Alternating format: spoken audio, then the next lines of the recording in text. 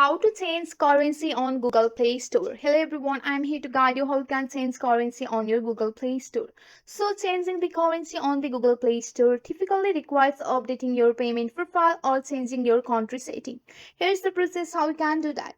First of all, launch the Google Play Store app on your device and you have to tap on the profile icon which is on the top right corner of the screen. After that, here you have to tap on the setting. Once you have select the setting, you can go for the general option and tap on the account and device preference here.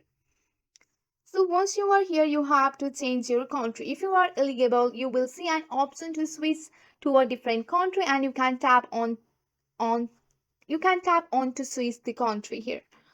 So if not available then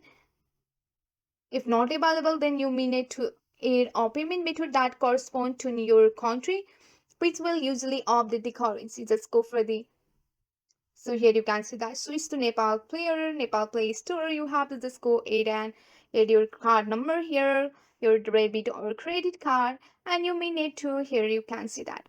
After adding your card number, you can visit to the Google payment on your web browser and you can log in to your Google account associated with your Play Store.